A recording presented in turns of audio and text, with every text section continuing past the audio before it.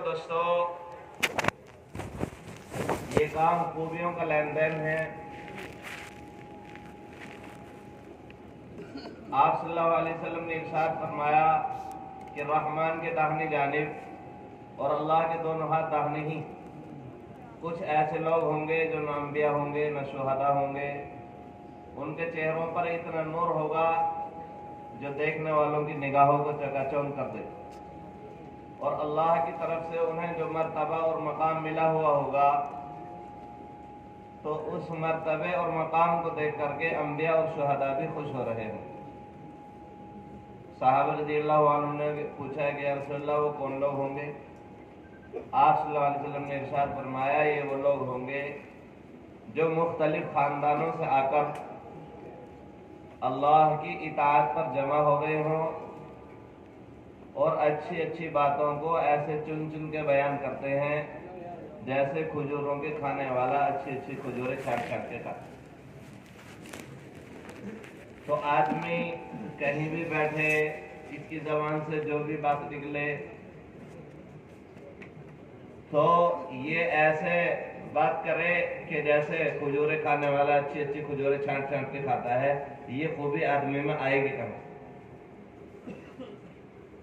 تو میرے بزرگوں دوستو، یہ خوبی آئے گی یہاں سے کہ جب ہم اللہ کے دین کی محنت کو لے کر کبھی اس بستی میں، کبھی اس بستی میں، کبھی اس ضلع میں، کبھی اس صوبے میں، کبھی اس ملک میں اللہ کے دین کی نسبت پر پھریں گے تو آہستہ آہستہ خوبیوں کے انبار جمع ہو جائیں، کیونکہ ساری خوبی کسی ایک علاقے والوں میں اور کسی ایک جماعت میں اور کسی ایک بزرگ میں نہیں ہوتی۔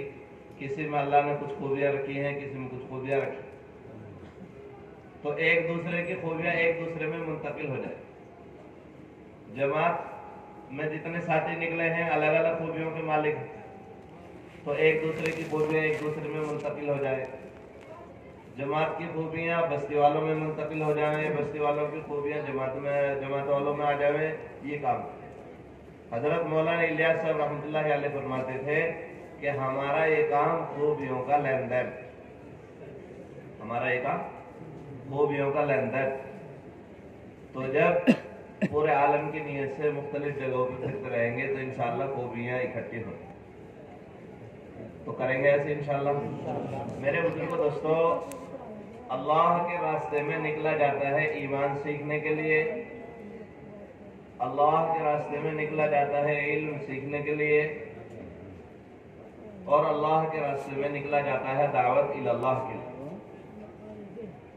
پھر اللہ کے راستے سے واپس آ کر مقام پر اپنی مسجد سے جڑ کے انہی تینوں کاموں کو کرنا: ایمان سیکھنا، علم سیکھنا، دعوت الی اللہ کی محنت کرنا۔ پھر مسجد سے گھر جانے کے بعد گھر والوں کے ساتھ میں انہی تینوں کاموں کو کرنا: ایمان، علم اور دعوت الی اللہ۔ تو ان تین جگہوں پہ کر کے پھر بنتا ہے یہ نبیوں والا اور صحابہ والا کام۔ ان تین جگہوں پہ کر کے کب بنتا ہے؟ نبیوں والا اور صحابہ والا کام۔ اللہ کے راستے میں مقام پہ مسجد سے جڑ کے اور مسجد سے گھر جانے کے بعد میں گھر والوں کے ساتھ۔ اور میرے بزرگوں دوستو، ان تینوں کاموں میں لوگوں کو اتنا تھکا دو کہ کھانا کھانے کے لیے اور آرام کرنے کے لیے وقت تنگ پڑ جائے۔ تو یہ ترتیب ہے نبیوں کی، صحابہ رضی اللہ عنہ۔ تو تینوں جگہوں پہ کریں گے انشاءاللہ۔ میرے بزرگوں دوستو، ہر فرد امت کو داعی بنا دینا یہ ایمان کی تکمیل ہے۔ امت خسارے سے اس وقت تک نہیں بچ سکتی جب تک ایمان، اعمال صالحہ، تواصی بالحق اور تواصی بالصبر نہ۔ اور تواصی بالحق یعنی حق کی دعوت دینا اور اس پہ جو پریشانی آئے ان پہ صبر کرنا، جم کے محنت کرنا۔ تواصی بالحق اور تواصی بالصبر یہ نتیجہ ہے۔ اگر تواصی بالحق اور تواصی بالصبر نہیں ہوں گے تو ایمان اور اعمال صالحہ باقی نہیں رہیں گے۔ جو ساتھی اپنے دین کا داعی نہیں ہوگا، کوئی بھی حال آئے گا تو یہ دین سے پلہ جھاڑ کر کے الگ کھڑا ہو جائے گا اور آواز لگائے گا اب کیا ہو سکتا ہے، اب تو کام ختم ہو۔ میرے بزرگوں دوستوں، دعوت کا چھوڑ دینا اسے مایوسی میں مبتلا کرے گا. کاج میں مبتلا کرے گا؟ مایوسی میں مبتلا. اور میرے بزرگوں دوستوں، دعوت دینے کے لیے عمل کرنا بھی شرط نہیں ہے، لیکن عمل والا بننے کے لیے دعوت دینا شرط. عمل والا بننے کے لیے دعوت دینا شرط ہے، لیکن دعوت دینے کے لیے عمل کرنا بھی شرط نہیں ہے. بلکہ یہاں تک ہے کہ اگر کوئی کسی دعوت دینے والے کو یہ کہتے ہوئے میاں پہلے اپنی تو خبر لو، تو عبداللہ بن مسعود رضی اللہ عنہ فرماتے ہیں اور عبداللہ بن عباس رضی اللہ عنہ دونوں صحابی فرماتے ہیں کہ اللہ کے نزدیک سارے گناہوں میں یہ سب سے زیادہ بڑا گناہ ہے جو کسی دعوت دینے والے کو یہ کہے کہ پہلے اپنی تو خبر لو. تو میرے بزرگوں دوستوں، دعوت دینے کے لیے عمل کرنا بھی شرط نہیں ہے، لیکن عمل والا بننے کے لیے دعوت دینا شرط. دور صحابہ میں مسلمان کو 3 اسباب دیے گئے تھے جس سے بادشاہ بن کر کے جی رہا تھا. ایک تو انفرادی دعوت، دوسرے آپس کی اجتماعیت، اور تیسرے اتباع سنت. اتباع سنت دعوت میں بھی، اور اتباع سنت عبادت میں بھی، اور اتباع سنت اپنی بشری ضرورت میں. اگر کوئی آدمی استنجے کے لیے بیٹھا ہوا تھا اور استنجے میں بیٹھے بیٹھے اسے یہ خیال آ گیا کہ میرا یہ رخ قبلے کی طرف ہے، اور اس نے فوراً اپنا رخ جو ہے قبلے کی جانب سے دوسری جانب کو پھیر لیا، تو اس عمل سے اس کی ساری زندگی کے گناہ معاف ہو جاتے ہیں. اتنی اہمیت رکھتی ہے. اگر اپنی بشری ضرورت پورا کرنے میں، کھانے میں، پینے میں، دوسری ضرورتیں پوری کرنے میں یہ غیروں کا طریقہ اپنا رہا ہے، رسول پاک صلی اللہ علیہ وسلم کا طریقہ چھوڑ کر غیروں کا طریقہ اپنا رہا ہے، تو میرے بزرگوں دوستوں، یہ غیروں کا طریقہ اپنانا اور مورتی کی پوجا کرنا یہ دونوں برابر ہیں.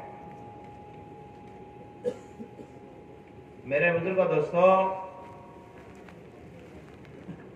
جو انفرادی دعوت، آپس کی اجتماعیت، اتباع سنت، ان تینوں کا اہتمام کرے گا تو ایک تو اللہ تعالیٰ اس کی مدد فرمائے گا رعب کے ذریعے، دوسرے اللہ اس کی مدد فرمائے گا تسخیر عالم کے ذریعے، اور تیسرے اللہ اس کی مدد فرمائے گا فرشتوں کے نزول کے ذریعے. فرشتوں کا نازل ہونا یہ ایسے عام سی بات تھی دور صحابہ میں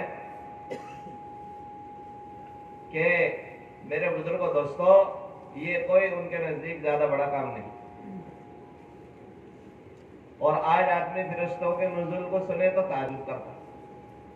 حضرت حنظلہ رضی اللہ عنہ سے جو آپ صلی اللہ علیہ وسلم نے فرمایا تھا کہ حنظلہ وقت کی بات ہے، جو کیفیت تمہاری میرے پاس اعمال مسجد کی ہے، وہ گھروں پہ بھی رہے تو فرشتے تمہارے بستروں پہ اور تمہارے راستوں میں مسافہ کیا کریں.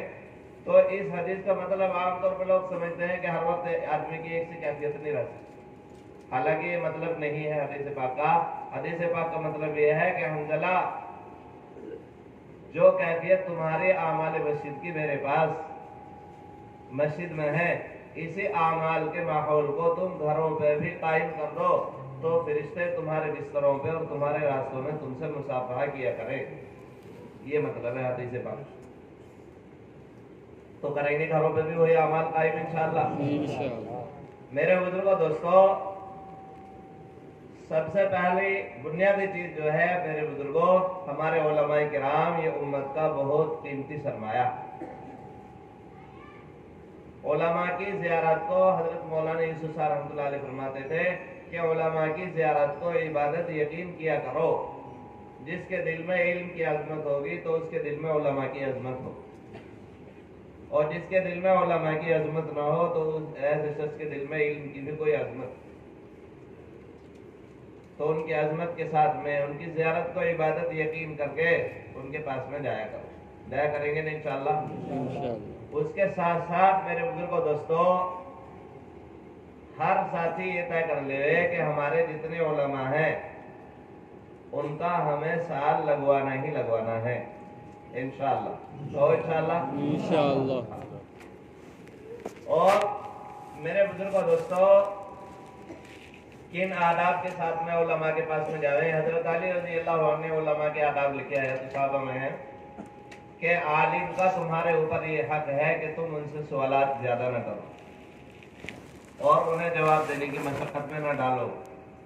वो जब थके हुए हों तो उनके कपड़े न खींचो और आलिम की मजलिस के बारे में न पूछो ये कहाँ जाते हैं कहाँ बैठते हैं और आलिम के सामने किसी की ग़ीबत मत करो और आलिम से ये मत कहो कि फलां ने तो तुम्हारी बात के खिलाफ मसला बतलाया और आलिम की गलतियां तलाश मत करो और अगर आलिम से कोई गलती हो जाए तो उससे रुजू का इंतजार करो और जब वो रुजू कर ले तो उनके रुजू को कबूल करो और जब आलिम के पास में जाओ तो आलिम के बराबर में मत बैठो, आलिम के सामने बैठो और जब आलिम मजमे में मौजूद हो तो एक सलाम तुम सबको उमूमी तरीके से करो और आलिम को खास तौर पे अलग से एक सलाम और करो। और जब कोई आदमी किसी आलिम के पास में किसी दीन की बात को मालूम करने के लिए चलकर जाता है तो इस चलकर जाने वाले के इकराम में आसमान के 70,000 मुकर्रब फरिश्ते जाते और फरमाया हजरत अली रजी अल्लाह अन्हु ने कि जब आलिम मर जाता है तो दीन इस्लाम में ऐसा खला पैदा हो जाता है, जमीन और आसमान के दरमियान में ऐसा खला पैदा हो जाता है जो क़यामत तक भरा नहीं जा सकता और आलिम उस फजूर के तरफ के मानिंद है जिससे हर वक्त नफा टपकने का इंतजार है। तो इसलिए मेरे बुजुर्गों दोस्तों इन आदाब के साथ में उलमा के पास में जावें और सारे तकाजे सारी तश्कीलें उनके सामने रखें और इस बात को जहन से निकालने के वही साथी उलमा से तश्कील की बात कैसे करें। सारे तकाजे अदब एहतराम के सामने उनके सामने रखेंगे कि ये 3 दिन की जमात है और हमारे यहाँ भी जो है दूसरे साल वाले उलमा कसीर तादाद में हो जाए ताकि हमारे यहाँ से आलम भर के तकाजे पूरे हों। तो ये सारे तकाजे सारी तश्कीलें उनके सामने करेंगे ऐसे इंशाअल्लाह। और मेरे बुजुर्गों दोस्तों दूसरा साल ये पहले साल से ज्यादा आसान है, दूसरा साल पहले साल से ज्यादा आसान है। इसी तरीके से मेरे बुजुर्गों दोस्तों जिनके 3 मरतबा 4 महीने लग गए हैं तो उनके लिए बैरून का सफर करना ये बहुत आसान था। मेरे बुजुर्गों दोस्तों काम सारे के सारे अल्लाह की कुदरत से हो।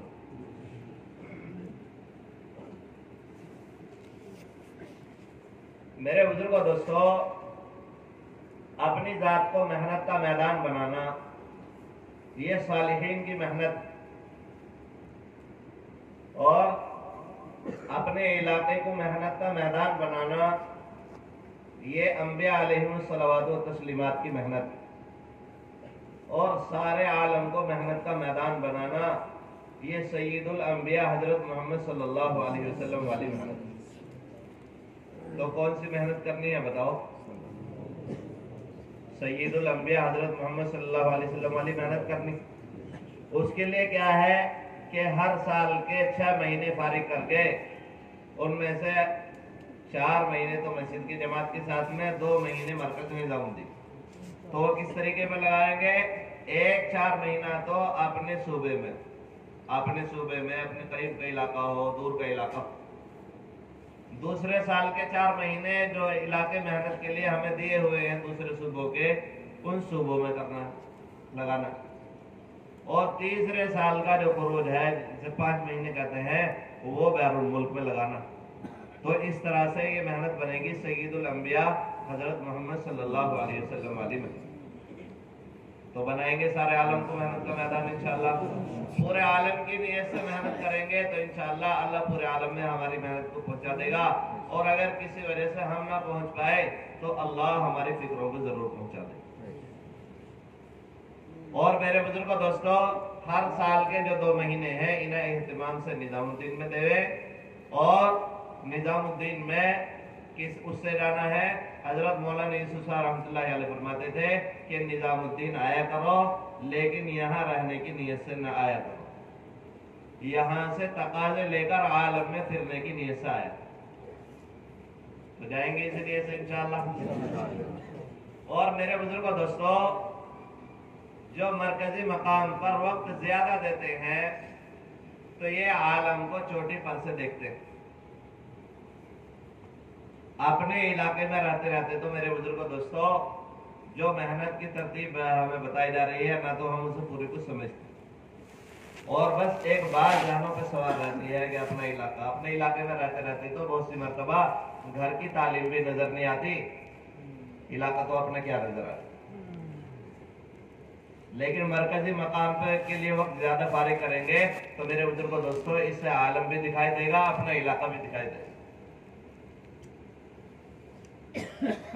منذر بن عائد رضی اللہ عنہ کی جو جماعت آئی تو ان کی بستیوں کے بارے میں آپ صلی اللہ علیہ وسلم نے پوچھا، تمہاری بستی کا کیا حال ہے، صفا کا، مسقر کا اور حجر کی دوسری بستیوں کا کیا حال ہے؟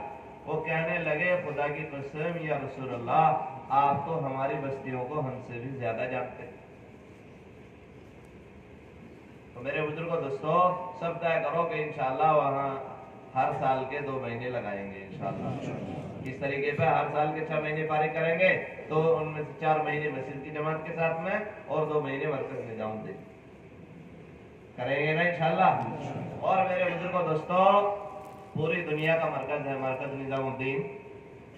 جو مرکز کے قریب والے ہیں ان کے لیے تو کسی تقاضے سے پیچھے ہٹنے کی گنجائش ہی نہیں۔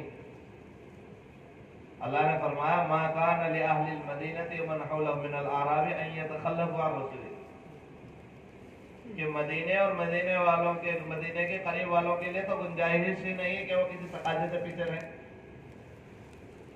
تو میرے بزرگوں دوستو، سارے عالم کا مرکز اللہ نے مرکز نظام الدین کو بنایا ہوا ہے۔ بڑے بڑے بزرگ، بڑے بڑے ہستیاں یہاں تیار ہوئے، تو اس کے لیے وقت انشاءاللہ فارغ کریں گے۔ کون کون کرے گا بتاؤ؟ اور میرے بزرگوں دوستو، اصول جو ہے اس کام کے میرے بزرگوں دوستو یہ پہلے سے متعین ہے۔ ہمیں بہت سے اصول لگتے ہیں کہ یہ نیا آیا، نہیں، نیا کوئی اصول نہیں آتا میرے بزرگوں دوستو، اصول پہلے سے متعین ہے۔ اس کام کے جو اصول ہیں، قال اللہ قال الرسول وما فعلت الصحابہ، منصوص، مأثور اور صحابہ رضی اللہ عنہ کا معمول، یہ 3 اصول ہیں اس کام کے۔ اللہ نے کیا فرمایا، نبی نے کیا فرمایا اور صحابہ رضی اللہ عنہ نے کس طرح کیا، یہ 3 اصول ہیں اس کے، منصوص، مأثور اور صحابہ رضی اللہ عنہ کا معمول۔ جو چیز منصوص ہے یا مأثور ہے یا صحابہ رضی اللہ عنہ کے معمول میں ہے، اس کا انکار آدمی کو گمراہی میں پہنچا دے گا، اور منصوص، مأثور اور صحابہ رضی اللہ عنہ کے معمول کا انکار وہ آدمی کرتا ہے جس کی تنہائیاں ٹھیک نہیں ہیں۔ یہ تنہائیوں میں گناہ کرتا ہے، چاہے چھوٹے کرے یا بڑے کرے، لیکن کرتا ضرور۔ تو اہتمام سے میرے بزرگوں دوستو، ہر سال کے 6 ماہ فارغ کرنے، اور بیوی بچوں کو، کاروبار کو، اپنے اشغال کو مکمل طریقے سے چھوڑ دینا، اس کا نام قربانی نہیں ہے، بلکہ اپنے کاروبار میں، بیوی بچوں میں، اپنے اشغال میں کم سے کم وقت دینا اور زیادہ سے زیادہ وقت اللہ کے اس دین کی محنت کے لیے دینا، اس کا نام قربانی۔ حضرت مولانا یوسف صاحب رحمۃ اللہ علیہ کے بیانات میں ہے، حضرت مولانا یوسف صاحب رحمۃ اللہ علیہ فرماتے تھے کہ مدینہ منورہ کی 10 سال کی زندگی میں آپ صلی اللہ علیہ وسلم اور صحابہ رضی اللہ عنہ کے 150 سفر ہوئے ہیں، ان میں کچھ 6 مہینے کے تھے، کچھ 6 مہینے سے زیادہ کے تھے اور کچھ 6 مہینے سے کم کے۔ اگر 150 سفر کو 10 سال کی زندگی پر تقسیم کیا جائے تو آپ صلی اللہ علیہ وسلم اور صحابہ رضی اللہ عنہ کے اللہ کے راستے کے خروج میں ہر سال کے 6.5 مہینے سے لے کر 7 مہینے تک لگے ہیں، اور مقامی محنت صحابہ رضی اللہ عنہ کی اتنی زیادہ تھی کہ ہر سال کے جو 5 مہینے بچے ہیں ان میں سے 2.5 مہینہ مقامی محنت کا نکال دو، کیونکہ अदना दर्जे के सहाबा रजी अल्लाह अन्हुम भी आधा दिन आधी रात को फारिग किया ही करते थे। तो 5 महीने में से 2.5 महीना मकामी मेहनत का निकाल दो, तो 7 और 2.5 हो गए 9.5। अब कितना बचा? 2.5 महीना बचा। कितना बचा? 2.5 महीना बचा। इस 2.5 महीने में वो अपने बीवी बच्चों को, कारोबार को, खेती बाड़ियों को इन्हें देखते थे, और उसमें भी जो उन्हें वक्त उसमें से भी जो कमाते थे, तो मदीना मुनव्वरा में आने वाले मेहमानों की तादाद इतनी ज्यादा थी कि जो भी मदीना मुनव्वरा में आया वो यहाँ आने के बाद में फकीर और गरीब ही ठहराया। क्योंकि अगर कोई मालदार भी है तो अपनी बस्ती में मालदार है, इतनी सहूलत नहीं थी कि अपना सारा माल लेकर के मदीना मुनव्वरा आ सके। तो इन सब आने वाले मेहमानों पर इस मुख्तसर से वक्त में कमा करके सहाबा रज़ियल्लाहु अन्हुम उन पे खर्च करते। तो अपने कारोबार में भी बच्चों में कम से कम वक्त देना और ज्यादा वक्त अल्लाह के रास्ते के खुरूज के लिए फारिग करना, इसका नाम कुर्बानी। और मेरे बुजुर्गों, जब अल्लाह ताला खैर के किसी काम से किसी को नवाजता है तो उसके करने के मौके इसके सामने बार बार लाता है। अगर ये उससे अपने आप को पीछे हटाता है तो फिर इसकी नस्लों में वो खैर बाकी नहीं रहती, और अगर उन तकाजों पे अपने आप को पेश करता है तो इसकी नस्लों में भी फिर ये खैर बाकी रहती। अब हर आदमी चाहता है कि जैसे अल्लाह ने इस काम से मुझे लगाया है मेरी नस्लों में भी ये बाकी रहे, लेकिन मेरे बुजुर्गों दोस्तों, नस्लों में बाकी रहने के तो उसूल है कि अगर हम तकाजों से पीछे नहीं हटेंगे तो नस्लों में बाकी रहेगी खैर, और पीछे हटाएंगे, अपनी जान चुराएंगे तो फिर नस्लों में खैर बाकी नहीं रहेगी। तो करेंगे दिलो जान से इस मेहनत को इंशाअल्लाह। और मेरे बुजुर्गों दोस्तों, दूसरे हमारे 4 महीने की जमात कहीं भी जा रही है, इसी तरीके से दूसरी जगह की जमात हमारे यहाँ आ रही, तो उनमें 4 महीने की जमातें भी हैं, चिल्ले की जमातें भी हैं। तो ये बात समझ लें कि हमारे काम में मुरूर कोई चीज नहीं है कि खालिस गुजरवा दो। चिल्ले की जमात का पूरा वक्त 15-20 मस्जिदों का या 15-13 मस्जिदों का जो एक हल्का बना हुआ है, उस एक हल्के में उनका वक्त लगवाना। चिल्ले की जमात का एक हल्के में वक्त, और जो 4 महीने की जमात है उसका 3 हल्कों में वक्त लगवाना। करेंगे ऐसे इंशाअल्लाह। और एक मस्जिद से दूसरी मस्जिद में उस वक्त तक जमात मुंतकिल ना हो जाए जब तक पहली मस्जिद वालों पर मुतमईन ना हो जाए कि इन्होंने आमाले दावत समझ ली। करेंगे ऐसे इंशाअल्लाह। इसके साथ साथ मेरे बुजुर्गों दोस्तों, हर तीसरा खुरूज हमारा अपनी मस्तूरात के साथ, मस्तूरात के काम की तफसीली बात माशाअल्लाह उसमें कारगुजारी के दौरान भी मुफ्ती साहब ने बताई, और इंशाअल्लाह फजर के बाद भी आई। खूब अच्छी तरह से समझना, उन्हीं उसूलों पे काम करना। लेकिन मेरे बुजुर्गों दोस्तों, मुख्तसर समझ लो कि हर तीसरा खुरूज अपनी मस्तूरात के साथ करना। करेंगे ना इंशाअल्लाह। और मेरे बुजुर्गों दोस्तों, आज तक किसी भी जमात के लिए, जमात मस्तूरात हो, 4 महीने की हो, अंदरून जा रही हो, बैरून जा रही हो, किसी जमात के लिए निजामुद्दीन से ये नहीं कहा गया कि ये जमात जाकर के खाना न बना, बल्कि यहाँ तक हिदायत में बातें होती हैं मस्तूरात की मस्तूरात जो जमात जा रही है कि अल्लाह के रास्ते में निकलने से पहले ये बहन वॉशिंग मशीन चला रही थी, कपड़े धो रही थी, बर्तन मांज रही थी, अल्लाह के रास्ते में कैसे अपाहज बन करके बैठी। तो ये मामूली चीजें रख के हम जो है जमात को जल्दी जल्दी आगे बढ़ा देते हैं। सहाबा रज़ियल्लाहु अन्हुम की एक ही जमात ने कई साल जो है एक इलाके में लगाए हैं, और हमें जो है एक इलाके में चिल्ला पूरा करवाना दुश्वार हो जाए। हर घर में मस्तूरा जमात का क़याम कराना, और जो है जमात ठहराने के लिए कि 3 कमरे जहाँ हो जमात ठहराएंगे, जिसमें बैतुल खला हो उस घर में ठहराएंगे, और किसी के मकान के सहन में किसी की छत पे से भी निगाह ना जाती हो तो वहाँ जमात ठहराएंगे। ये जमात ठहराने की शर्तें नहीं है, ये इर्तिदाद की शर्तें हैं। जमात ठहराने के लिए मेरे बुजुर्गों दोस्तों, अगर किसी के पास में एक ही कमरा है, वो भी इतना तंग है कि जमात की बहनें اس میں پیر پھیلا کر رات کو نہیں سو سکتی، پیر سکوڑ کے سوئیں گی، تو اس مکان میں بھی جماعت ٹھہرا کریں گے ایسے انشاءاللہ۔ اور کوئی بھی جماعت میرے بزرگوں دوستو پرچی والی دعوت ہرگز قبول نہ کرے۔ پرچی والی دعوت کیا ہے کہ مسجد وار جماعت میں پرچی بنا کر کے دے دی کہ صبح کا ناشتہ ان کے یہاں، دوپہر کا کھانا ان کے یہاں، شام کا ان کے۔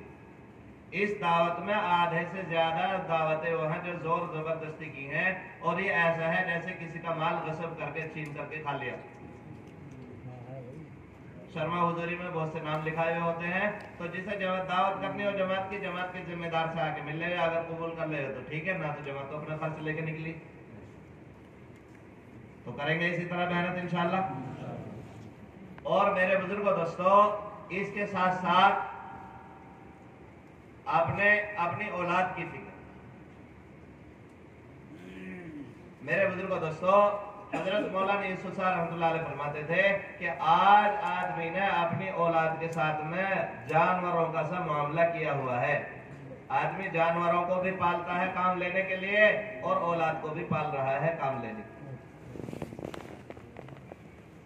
یہ نماز چھوڑیں، شراب پیئیں، اور کتنا بھی بڑا اللہ کا امر توڑے، کوئی فکر نہیں، بس یہ ہے کہ ان کے ذریعے سے میرا کام نکل جائے، یہ مقصد آدمی نے اپنی اولاد کے ساتھ میں بنایا۔ تو ان کی تعلیم اور تربیت کی مکمل طریقے سے فکر کر۔ تو اس میں میرے بزرگوں دوستوں طلبہ میں دو طرح کے طلبہ ہیں، ایک عربی طلبہ ہیں، ایک عصری طلبہ، دونوں کی فکر کرنی۔ عربی طلبہ کی میرے بزرگوں دوستوں بہت سے مدرسوں میں 5 اعمال تعلیم کی رعایت کے ساتھ میں ہوتے ہیں، ان اعمال کے ساتھ میں انہیں جڑوائیں، مدرسوں میں بار بار جا کر کے ملاقات کریں، مدرسوں کے ذمہ داروں سے، وہاں کے مدرسین حضرات سے، طلبہ سے ملاقاتیں کریں جا کر کے۔ اب تک یہ تھا کہ بہت سے مدرسوں سے مہینے میں 2 مرتبہ 24 گھنٹے لگتے تھے، اور بہت سے میں جو ہے ایسی تعداد کم تھی جس میں ہر ہفتے 24 گھنٹہ لگا رہے، مہینے میں 24 گھنٹے۔ اب عربی طلبہ کے لیے سب کے لیے یہ طے ہو گیا ہے کہ مہینے میں 4 مرتبہ 24 گھنٹے لگائیں، یعنی ہر ہفتے 24 گھنٹے کی جماعت میں جائیں۔ تو کریں گے اس کی فکر انشاءاللہ۔ اور عصری طلبہ کے لیے یہ ہے میرے بزرگوں دوستو، عصری طلبہ ان کے لیے مہینے میں 3 دن ایک ساتھ ہیں، اگر انہیں 3 دن کی چھٹی ایک ساتھ مل رہی، اور اگر 3 دن کی چھٹی ایک ساتھ نہیں مل رہی، مہینے میں 2 دن کی چھٹی ایک ساتھ میں مل گئی، اور باقی ایک دن کی ہے ہفتے میں، تو 2 24 گھنٹے تو ایک ساتھ لگا لیں گے، ایک 24 گھنٹہ الگ لگائیں۔ اور اگر 2 چھٹی بھی ان کی ایک ساتھ مل کے پورے مہینے میں نہیں ہو رہی، تو پھر وہ مہینے میں 3 مرتبہ 24 گھنٹے لگائیں۔ تو کریں گے اس ترتیب پہ کام انشاءاللہ۔ اور اس میں سب سے اہم بات یہ ہے کہ پرانے ساتھی ان کے ساتھ میں نکلیں گے، ایک ساتھی یا 2 ساتھی ضرور ان کے ساتھ میں جائیں گے، تاکہ وقت اچھی طرح سے لیں۔ کر لیں گے اس کی فکر انشاءاللہ۔ اور میرے بزرگوں دوستو جتنا کام تدبیر سے حل ہو جائے اسے تدبیر سے حل کریں، اور جو کام تدبیر سے حل نہ ہو رہا ہو تو اسے دعاؤں کے ذریعے اللہ سے حل کرائیں۔ دعاؤں کے ذریعے کس سے حل کرائیں گے؟ اللہ سے کرائیں گے، کیونکہ کرنے والی ذات اللہ کی ہے، کرنے والی ذات اللہ کی ہے۔ ہمارا کام یہ ہے، ہمارا کام صرف اور صرف یہ ہے کہ ہم کام کو صحابہ رضی اللہ عنہم کے طریقے پر لے کر کے کھڑے ہو جائیں، بات کو پہنچانے کا اللہ ذمہ لے لے۔ کون ذمہ لے لے گا بات کو پہنچانے کا؟ اللہ ذمہ لے لے۔ لیکن میرے بزرگوں دوستو سارے کاموں میں سنت طریقہ اپنائیں گے، ہر کام میں ہمیں یہ دیکھ کے چلنا ہے اور عمل میں لانا ہے کہ صحابہ رضی اللہ عنہم کس کام کو کیسے کرتے تھے، ان کی عبادات کیسی تھی، ان کی نصیحتیں کیسی تھی، صحابہ رضی اللہ عنہم کی وصیتیں کیسی تھی، ان کے خطوط کیسے ہوتے تھے، ان کے مذاکرے کیسے ہوتے تھے، صحابہ رضی اللہ عنہم کس طریقے سے کارگزاری لیتے تھے، اور کس طرح سے صحابہ رضی اللہ عنہم نصیحتیں کرتے تھے، کس طریقے سے صحابہ رضی اللہ عنہم بیانات کرتے تھے۔ یہ ساری چیزیں ہمیں صحابہ سے لے، کیونکہ محمد صلی اللہ علیہ وسلم کی زندگی یہ قرآن کریم کی تفسیر ہے، اور صحابہ رضی اللہ عنہم کی زندگی یہ محمد صلی اللہ علیہ وسلم کی زندگی کی تفسیر۔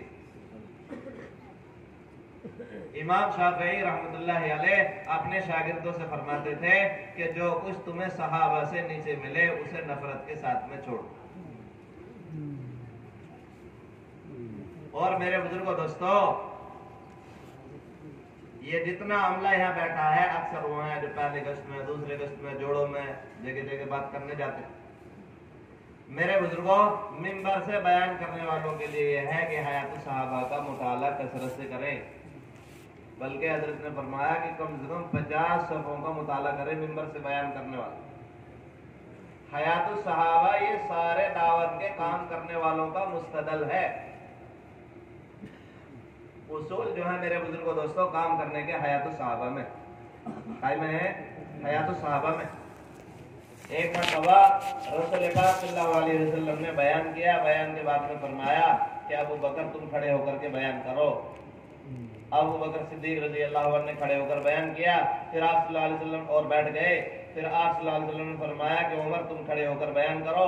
तो हजरत उमर रज़ी अल्लाह अन्हु ने खड़े होकर बयान किया, आप सल्लल्लाहु अलैहि वसल्लम से भी कम और अबू बकर सिद्दीक रज़ी अल्लाह अन्हु से भी कम, और बैठ गए। फिर आप सल्लल्लाहु अलैहि वसल्लम ने एक साहब से फरमाया कि फलाने तुम खड़े होकर बयान करो। तो इन्होंने खड़े होकर के खूब मुंह फुला फुला करके बातें की। आप सल्लल्लाहु अलैहि वसल्लम ने फरमाया ठहर जाओ और बैठ जाओ, खूब मुंह फुला के बातें करना शैतान की तरफ से होता है और बाज बातें जादू की तरह से असरअंदाज होती। फिर आप सल्लल्लाहु अलैहि वसल्लम ने अब्दुल्लाह बिन मसूद रज़ी अल्लाह अन्हु से फरमाया कि ए इब्ने उम्मे अब्द तुम खड़े होकर के बयान करो। ये अब्दुल्लाह बिन मसूद रज़ी अल्लाह अन्हु की कुनियत थी, इब्ने उम्मे अब्द। तो इन्होंने खड़े होकर के बयान किया और उसमें फरमाया अल्लाह हमारा रब है, इस्लाम हमारा दीन है, कुरान हमारा इमाम है, क़िबला हमारा काबा है, और ये यानी मोहम्मद सल्लल्लाहु अलैहि वसल्लम हाथ से इशारा करके कहा हमारे नबी हैं, और जो कुछ अल्लाह और उसके रसूल को पसंद है वो हमें पसंद है, और बैठ गए। तो आप सल्लल्लाहु अलैहि वसल्लम ने फरमाया इब्ने उम्मे अब्द ने हक और सच कहा, इब्ने उम्मे अब्द ने हक और सच कहा, इब्ने उम्मे अब्द ने हक और सच कहा, और जो कुछ इब्ने उम्मे अब्द को पसंद है वो अल्लाह और उसके रसूल को पसंद है। तो हर काम में मेरे बुजुर्गों दोस्तों सहाबा रज़ी अल्लाह अन्हुम का तरीका हम अपनाएं। मोहम्मद सल्लल्लाहु अलैहि वसल्लम की जिंदगी कुरान करीम की तफसीर है, और सहाबा रज़ी अल्लाह अन्हुम की जिंदगी मोहम्मद सल्लल्लाहु अलैहि वसल्लम की जिंदगी की तफसीर। तो तलबा, असरी तलबा, अरबी तलबा, इनकी मुकम्मल फिक्र करनी है मेरे बुजुर्गों दोस्तों। इस और बहुत से इलाकों में जमातें बन बन करके अपने यहाँ से 4 आदमियों की जमात और बहुत सी जगह से 10-12 आदमियों की जमात 3-3 दिन के लिए जाती है। 4 आदमियों की या 3 आदमियों की जमात है, ये तो उसी दिन आ जाते हैं। लेकिन जो 10-12 की जमात बन के जाती है तो मदरसों के अतराफ में ये जाके मेहनत करते हैं, अपने तलबा से मुलाकातें करते हैं, अपने इलाके के तलबा से, उनके साथ में कुछ और भी आ जाते हैं, खाने पर मुख्तलिफ वक्तों में उन्हें बुलाते हैं। तो मेरे बुजुर्गों दोस्तों फारिग होने से पहले वो उनसे मानूस हो जाते हैं। तो बाज़ इलाकों की तो कारगुजारी ये है कि मेरे बुजुर्गों दोस्तों बड़े बड़े तकाजे वहाँ से पूरे हो रहे हैं, और फारिग होने के बाद में उनमें से एक भी ऐसे नहीं बचते जो साल न लगा।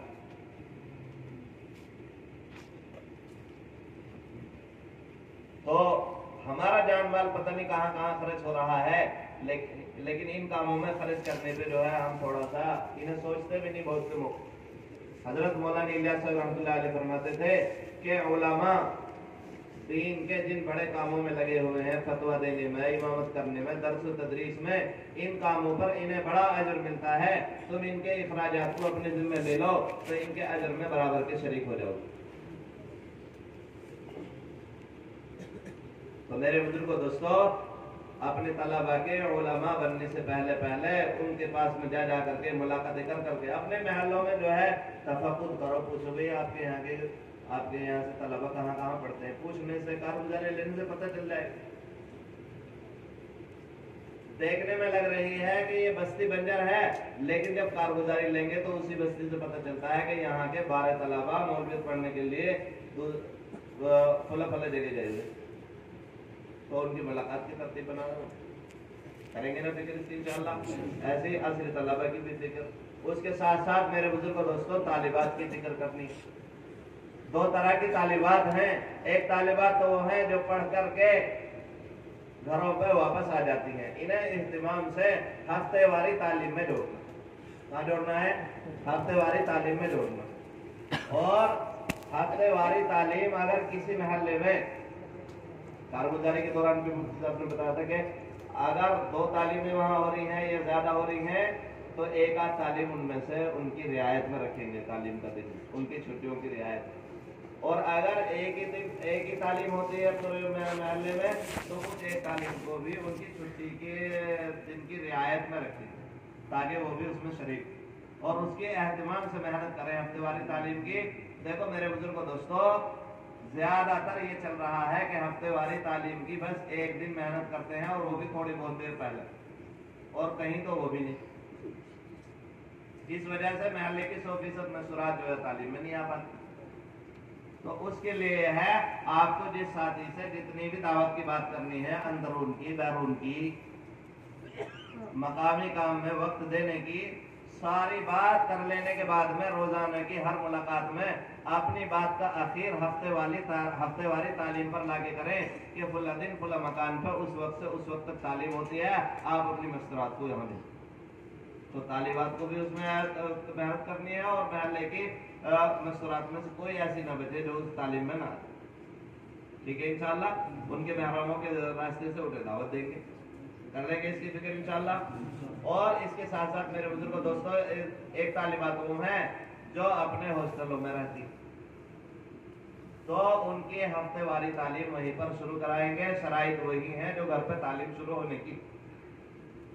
जब तक शराइत पूरी ना हो तो शहर के मशवरे से 2 पुराने जोड़े तय होकर वहां महीने में 1 मरतबा जाएंगे और उन्हें उनकी तालीम कराएंगे। वहीं जो मर्द हैं वो उनके वहाँ जो दरबान वगैरह हैं या वहाँ के जिम्मेदार हैं, टीचर्स वगैरह हैं, उनमें से जिनसे भी मुलाकात हो मर्द उनसे मुलाकात करेंगे और ये उनकी तालीम की फिक्र करेंगे महीने में 1 बार। लेकिन अपने तौर पर नहीं, शहर के मशवरे से तय होकर के 2 पुराने जोड़े जाए तो करेंगे इस तरतीब पे काम इंशाल्लाह। दूसरे मेरे बुजुर्गों दोस्तों, हमारे जो ये 5 गश्त हैं, ये 5 तकाजों के नाम, 5 गश्त 5 तकाजों के नाम हैं, बड़े अहम तकाजे। तो इसमें खुसूसी गश्त में वहाँ के उलमा से मुलाकातें, वहाँ के दुनियादार बड़ों से मुलाकातें, वहाँ की मस्जिदवार जमात से मुलाकात, एहतमाम से मुलाकातें करें। मेरे बुजुर्गों, हम इस काम के करने में लोगों के माल और मादों के मोहताज नहीं हैं, उनकी सलाहियतों के मोहताज हैं। सलाहियतें इधर उधर लग रही हैं तो सलाहियतें उनके ठिकाने लग। तो ये मुलाकातें एहतमाम से करेंगे, अदब एहतराम के साथ में करेंगे, आखिरत की फिक्र दिलाएंगे। और मेरे बुजुर्गों दोस्तों, हदीस पाक में है अंजिलुन नास मनाजिलहुम, के लोगों का उनके दर्जों के एतबार से इकराम करो। तो इकराम के साथ में सबको दावत देंगे, उन्हें साथ में लगाएंगे और उनके पास में जाकर के कारगुजारी भी सुनाएंगे। और मेरे बुजुर्गों दोस्तों, अगर मस्जिद में जो गश्त का वक्त है उसकी भी उनसे दरखास्त करेंगे वहाँ के दुनियादार बड़ों से कि भाई आपको अल्लाह ने एक ऐसा मकाम दिया है, बहुत से लोग आपके पीछे चलते हैं, हम चाहते हैं कि आपकी सरदारी क़यामत में भी बाकी रहे, आपके झंडे के नीचे बहुत सारे लोग जन्नत में दाखिल हों। तो फजाइल बतला करके मेरे बुजुर्गों दोस्तों, गश्त के लिए वक्त मांगे, फिर गश्त से कुछ पहले उनके पास में पहुँच जाए, उमूमी गश्त में साथ में रख लें और मस्जिद के दीगर कामों में भी साथ में रखें जितना भी वक्त दे दे। तो खुसूसी गश्त में उलमा से, वहाँ के दुनियादार बड़ों से, मस्जिदवार जमात से ये मुलाकातें। इसी तरीके से तालीमी गश्त, तालीम के दौरान तालीमी गश्त ये 8 मिनट से 10 मिनट तक है, 2 साथी बदल करके जाएंगे और वहाँ से लेकर के आएंगे, तालीम में बिठावे, कुछ वक्त अलग बिठा करके तश्कील करें। इसी तरीके से उमूमी गश्त ये रीढ़ की हड्डी की तरह है। अगर मेरे बुजुर्गों दोस्तों उमूमी गश्त छूट रहा है तो आदमी को अपनी नमाज में कमी महसूस हो रही है। नबियों वाले काम से जो सबसे ज्यादा मेल खाता है वो उमूमी गश्त, वो क्या है? उमूमी गश्त। और मेरे बुजुर्गों दोस्तों, नमाज के ऊपर दावत दे करके फिर पूरा दिन उन्हें समझावेंगे। क्या करेंगे? पूरा दिन समझावेंगे और तश्कील में یہ نہ سوچے کہ یہ کیسے نکلے گا، فلاں آدمی غریب ہے یہ کیسے نکلے گا، اس کے ساتھ پاس میں فلاں ذمہ داری ہے یہ کیسے نکلے گا۔ میرے بزرگوں دوستو، نکالنے والا تو اللہ ہے، ہم اپنی دعوت کو رکھیں، اعلیٰ درجے کی تشکیل کریں، اور اعلیٰ درجے کی پہ تیار نہیں ہو رہا تو جلدی ادنا درجے کی پہ تیار ہو۔ اعلیٰ درجے کی تشکیل کیا ہے؟ اعلیٰ درجے کی تشکیل یہ ہے کہ ایک بالغ مرد کو گھر پہ چھوڑ کر کے اس گھر کے بالغ مرد سب 4 مہینے کے لیے ایک ساتھ نکل جاتے، یہ اعلیٰ درجے کی تشکیل ہے۔ اور اس پر نہیں آمادہ ہو رہے تو پھر ادنا درجے کی تشکیل یہ ہے کہ ہر گھر سے ایک آدمی 4 مہینے کے لیے اللہ کے راستے میں چلا جائے۔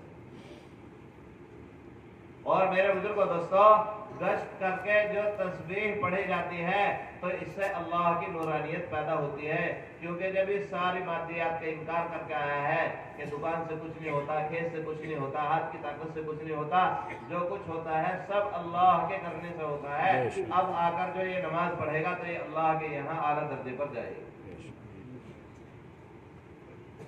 اور میرے بزرگوں دوستو، حضرت مولانا یوسف صاحب رحمۃ اللہ علیہ فرماتے تھے کہ میں خدا کی قسم کھا کر کہتا ہوں کہ گشت کر کے جو تسبیح پڑھی جائے گی تو اس سے اللہ کی نورانیت پیدا ہوگی، اور گشت کر کے جو نماز پڑھی جائے گی یہ اللہ کے یہاں اعلیٰ درجے پہ جائے گی۔ کیسے درجے پہ جائے گی؟ اعلیٰ درجے پہ جائے گی۔ اسی طریقے سے میرے بزرگوں دوستو، تشکیلی گشت ہے، وصولی گشت ہے، یہ اہتمام سے کرنے۔ آپ صلی اللہ علیہ وسلم کسی امتی کا درجہ اس سے کم نہیں سمجھتے تھے کہ اسے دعوت دی جائے۔ میرے بزرگوں، دور صحابہ میں 3 چیزیں مسلمان کو دی گئی تھی، ایک تو انفرادی دعوت، دوسرے آپس کی اجتماعیت، اور تیسرے اتباعی سنت، جس کی وجہ سے یہ بادشاہ بن کر کے جی رہا تھا۔ انفرادی دعوت کا آپ صلی اللہ علیہ وسلم سفر میں بھی اہتمام کرتے تھے، حضر میں بھی اہتمام کرتے تھے، اور انبیاء علیہ الصلوات و تسلیمات ان کے پاس میں غم کا موقع ہو، خوشی کا موقع ہو، کوئی بھی حال ہو، خوشی ہو، ہر حال میں دعوت کو مقدم رکھتے تھے، اس لیے کہ انبیاء علیہ الصلوات و تسلیمات یہ جانتے تھے کہ ان کے پاس میں اللہ کی مدد کو قریب کرنے کا بس یہی ایک ذریعہ ہے، دعوت اللہ۔ یوسف علیہ السلام نے خواب کی تعبیر بتلانے کے اوپر جیل خانے میں دعوت کو مقدم کیا، کہا یا صاحب السجن ارباب متفرقون خیر ام اللہ الواحد القہار، کہ اے میرے جیل کے دونوں ساتھیوں ذرا یہ تو بتاؤ کہ چند متفرق معبود زیادہ بہتر ہیں یا ایک واحد قہار جو اللہ ہے وہ زیادہ بہتر؟ پوری دعوت سمجھائی، پورا دین سمجھایا، اس کے بعد اگلے دن پھر خواب کی تعبیر پڑھی۔ اور میرے بزرگوں دوستو، آپ صلی اللہ علیہ وسلم انفرادی دعوت کا اتنا اہتمام کرتے کہ دن میں آپ صلی اللہ علیہ وسلم لوگوں کو تعلیم دیتے رہتے، دعوت دیتے، انہیں سمجھاتے۔ وہ انصار مدینہ جنہیں دن میں سمجھانے کا موقع نہیں ملا، وہ اپنے کھیتوں سے کام کر کے آتے تو آپ صلی اللہ علیہ وسلم شام کو انہیں سمجھاتے، انہیں سکھاتے، انہیں تعلیم دیتے۔ انہیں تعلیم دینے کی وجہ سے میرے بزرگوں دوستو، انصار مدینہ کو اور باہر سے آئے ہوئے مہمانوں کو، جو نئے نئے مہمان آتے تھے، انہیں دعوت دینے کی وجہ سے مسجد نبوی میں عشاء کی نماز تاخیر سے ہوتی تھی، تہائی رات پر نماز پڑھی جاتی تھی، پڑھی جاتی تھی تہائی رات۔ نماز سے فارغ ہونے کے بعد میں عشاء تاخیر سے پڑھ کر کے پھر آپ صلی اللہ علیہ وسلم انصار کے محلوں میں انفرادی دعوت کے لیے نکل جاتے۔ عائشہ رضی اللہ عنہ فرماتی ہیں کہ میں بستر پر لیٹ کر کے آپ صلی اللہ علیہ وسلم کا انتظار کرتی رہتی کہ انفرادی دعوت سے فارغ ہو کر کے اب آرام کے لیے تشریف لائیں گے، تو وہاں سے اتنا تھک جاتے آپ صلی اللہ علیہ وسلم انفرادی دعوت دیتے دیتے کہ آپ واپسی میں ایک پیر اٹھاتے ایک رکھتے، ایک پیر اٹھاتے ایک رکھتے، اور آنے کے بعد میں پھر آپ صلی اللہ علیہ وسلم نماز کی نیت باندھ لیتے، نماز کی نیت باندھ لیتے، معمولات کی پوری پابندی کرتے آپ صلی اللہ علیہ وسلم۔ اتنی ذمہ داری کے باوجود عشاء کے بعد میں انفرادی دعوت میں آپ صلی اللہ علیہ وسلم جاتے دعوت دینے کے لیے، اور دوسرے میرے بزرگوں جو باہر سے آئی ہوئی جماعتیں محلوں میں تقسیم کی ہوئی ہوتی تو ان کی خبر گیری کے لیے آپ صلی اللہ علیہ وسلم ایک ایک جماعت کے پاس میں جاتے، ان سے پوچھتے کیا سیکھا، اور کیا حال ہے تمہارا. ایک روز جماعت آپ صلی اللہ علیہ وسلم کا انتظار کرتی رہی. بہت دیر ہو گئی عشاء کے بعد میں. تاخیر سے تو عشاء ہوتی ہی تھی، لیکن اس کے باوجود عشاء کے بعد میں آپ صلی اللہ علیہ وسلم نہیں گئے. آدھی رات سے بھی زیادہ وقت گزر گیا. جب اس کے بعد میں آپ صلی اللہ علیہ وسلم گئے تو جماعتوں نے کہا کہ اللہ کے رسول آپ آج عشاء کے بعد میں تشریف نہیں لائے. تو آپ صلی اللہ علیہ وسلم نے فرمایا کہ میرے جو روزانہ کے معاملات ہیں میں انہیں پورا کرنے میں لگا ہوا تھا، اس وجہ سے مجھے تمہارے پاس آنے میں تاخیر ہوئی. ارے سمجھ میں آ رہی بات؟ کچھ نہیں. کس کس کے سمجھ میں آ رہی بتاؤ؟ ادھر سوتا میرے کوئی باہر ذہن میں دیکھو، جس کی گردن نیچے کو ہو رہی ہو تو پیار محبت سے اوپر کو کروا دو. آنکھوں میں آنکھیں ڈال کے بات سمجھ میں آتی. کیسے سمجھ میں آتی ہے؟ بولو بھائی. آنکھوں میں آنکھیں ڈال کے یہ آپ صلی اللہ علیہ وسلم کی تعلیم کا طریقہ. کیسے سمجھ میں آتی ہے بات؟ آنکھوں میں آنکھیں ڈال کے مراقبہ کرتے نہیں. علم کے دل میں داخل ہونے کے 3 راستے ہیں: آنکھ، زبان اور کان. کیا کیا؟ آنکھ، زبان اور کان. آپ سوچے کہ ہم تو بس سن کے جو ہے بات محفوظ کر لیں گے. خالی سننے سے محفوظ نہیں ہوتی. سمجھ میں آ رہی نہیں بات؟ یہ مذاکرہ ہے، اور مذاکرے کی خصوصیت ہے مشارکت. دونوں برابر کے شریک، یعنی ایک جو بات کہہ رہا ہے سب کی وہی بات ہو. تو آنکھ، زبان اور کان یہ 3 راستے ہیں علم کے دل میں داخل ہونے کے. انہیں مداخل علم کہتے ہیں. جو ان تینوں راستوں کا صحیح استعمال کرتا ہے تو اللہ کی ذات سے نکلا ہوا علم اس کے دل میں داخل ہو جاتا ہے. ارے سمجھ میں آ رہی بات نہیں؟ کریں گے نا ایسے انشاءاللہ. جس طریقے سے آپ صلی اللہ علیہ وسلم انفرادی دعوت کا پورا اہتمام کرتے تھے ہمیں بھی کرنا ہے. کون کون کریں گے بتاؤ تو بتاؤ. تو میرے بزرگوں دوستو، جو ان تینوں چیزوں کا اہتمام کرے گا، انفرادی دعوت، آپس کی اجتماعیت اور اتباع سنت، تو 3 طریقے سے اللہ اس کی مدد فرمائے گا. کتنے طریقے سے مدد ہوگی؟ 3 طریقے سے مدد ہوگی. ایک تو رعب کے ذریعے، ایک تذکیر عالم کے ذریعے، ایک فرشتوں کے نزول کے ذریعے.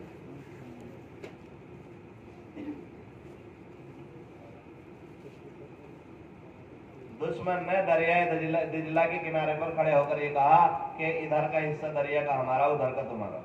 تو ایک صحابی نے کہا کہ ادھر کے حصے کی بات کر رہے ہو؟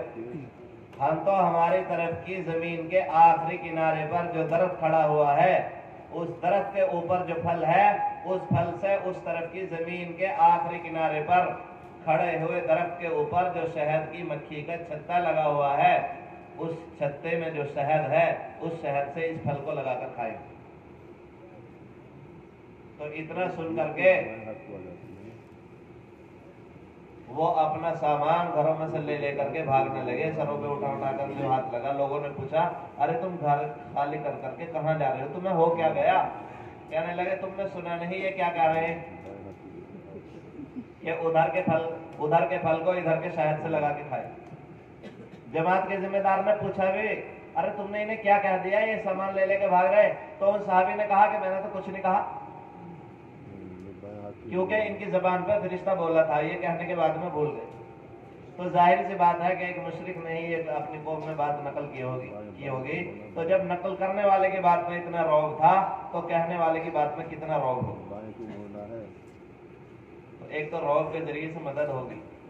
اور میرے بزرگوں دوستو، اکرمہ بن ابی جہل کی بیوی دعوت دے کر کے لائی اپنے شوہر کو. سمندر کے کنارے پر جا کے آپ صلی اللہ علیہ وسلم سے امن لے کر گئی. راستے میں انہوں نے صحبت کا ارادہ کیا تو کہنے لگے کہ آپ مشرک ہو، ناپاک ہو، اور میں نے آپ صلی اللہ علیہ وسلم کے دین کا اتباع کر لیا ہے، اس لیے میرے قریب نہیں لگ سکتے.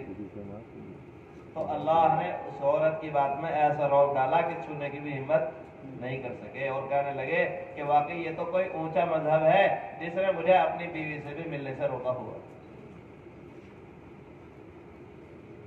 ایسا رعب ڈالا. آپ صلی اللہ علیہ وسلم کا رعب 1 مہینے کی مسافت کی دوری تک پڑتا تھا. کہاں تک پڑتا تھا؟ 1 مہینے کی مسافت کی دوری تک پڑتا تھا.